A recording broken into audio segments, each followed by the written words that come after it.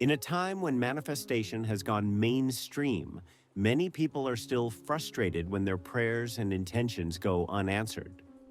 We visualize, we affirm, we ask, and sometimes nothing happens.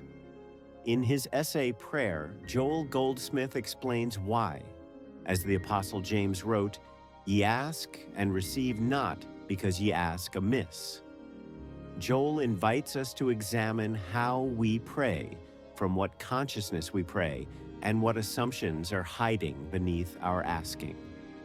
For most people, prayer is rooted in the belief that something is missing. We pray for money because we assume lack. We pray for healing because we assume sickness is real. We pray for love because we assume we are incomplete. Yet, in his essay Prayer, Joel says to "ye ask amiss" when we believe our good lies outside of us. This, he explains, becomes the barrier that separates us, in belief, from harmony. Imagine someone desperately refreshing their inbox waiting for a job offer, or stalking their phone for a text from a specific person. This is modern channel dependence. When we assume our supply comes through other people, we shift our power outward. We panic, we grasp, and we reinforce the belief "I don't have." According to Joel, this is exactly why prayer fails. The kingdom is within you. Joel invites us to contemplate a revolutionary idea. God, or the infinite, is not outside us. It is the reality of our being.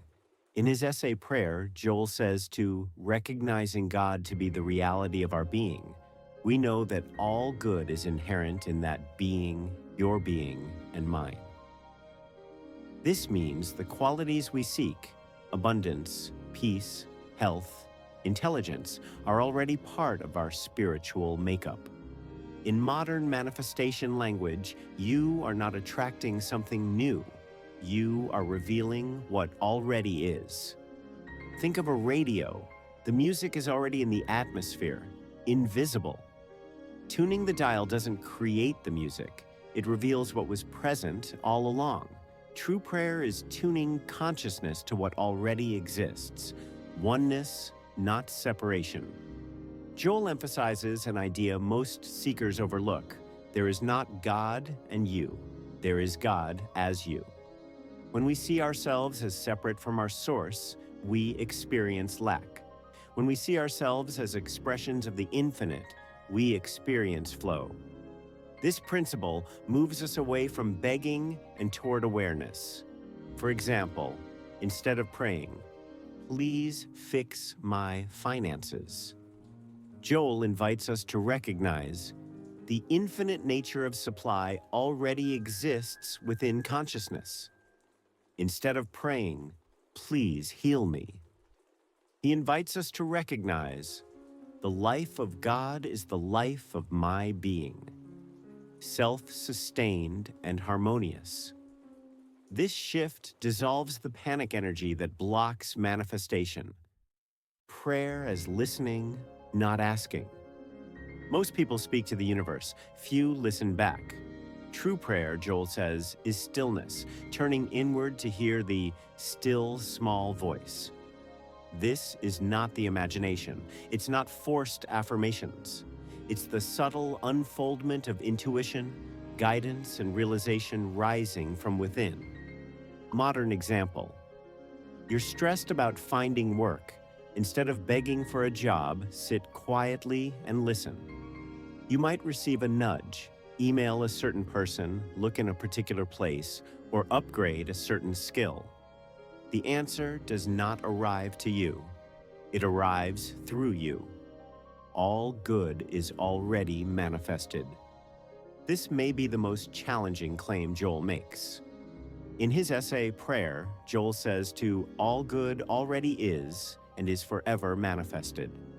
He suggests there is no unexpressed God waiting to be persuaded. What appears as lack or sickness is not ultimate reality, but a distorted perception, like a mirage. This doesn't mean we deny pain. It means we don't assign it the power of truth. When manifestation seekers obsess over symptoms, bills, or external circumstances, they give illusion authority. Joel invites us to gently remember, nothing can be added to us because completeness is the nature of our being, rising above the world of appearances. Jesus taught, "My kingdom is not of this world." Joel applies this practically. When we pray, we must leave behind material demands, even if they feel urgent. Instead of pleading for circumstances to shift, we rise into the consciousness where truth is already established. This might look like being calm even when your bank account is low, feeling whole even before romance arrives, embodying health even while symptoms linger. In manifestation language, you assume the state first. The outer world follows consciousness, the illusion of error. Joel tackles the big question: if God is all good, why do we see disease, lack, and suffering? His answer is uncompromising. These appearances are false. They do not originate from divine reality, but from misperception. In today's terms, this is similar to saying, just because your senses report something doesn't mean it is spiritually real. A common example is someone who constantly worries about health. The body may express that fear, but once consciousness shifts, the expression changes. This is why affirmations sometimes fail. They argue with illusion instead of rising above it. Overflow, not acquisition. Joel quotes Emerson, who warns against praying for a particular commodity. Seeking a private advantage reinforces greed, fear, and separation. In manifestation culture, this shows up as obsessing over a specific car, partner, or dollar amount. Joel invites us into abundance consciousness instead, a state where good flows naturally as a byproduct of oneness. In his essay, Prayer, Joel says prayer which is conscious oneness with God always results in bringing forth harmony, peace, joy, success. These are the added things. They appear without strain. Moving beyond formula. Many treat prayer like a script, repeating affirmations mechanically. But Joel warns that formulas collapse back into superstition. True prayer is spontaneous recognition of infinite good. It is not memorized, it is felt. For a modern seeker, this means meditation over ritual, awareness over repetition, union over technique, communion, the highest form of prayer. Ultimately, Joel defines prayer as union, the individual soul resting consciously in the universal soul. Not two, one. When you sit quietly and sense the presence within, something happens, not to matter, but to consciousness. And when consciousness rises, reality reflects that rise. This state transforms you.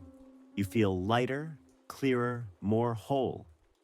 Anxiety dissolves. Desires resolve themselves. Intuition sharpens. Life unfolds. Joel invites us to know that prayer does not change the infinite. It changes our awareness of what the infinite already is. In today's manifestation language, when you become the version of you who already has the good, the world rearranges itself around your consciousness. Joel's teaching challenges everything we think we know about manifestation. Instead of seeking, we recognize. Instead of begging, we listen. Instead of chasing channels, we trust the source within. All good already exists. Our task is awareness. True prayer is communion, and communion never leaves us where it finds us.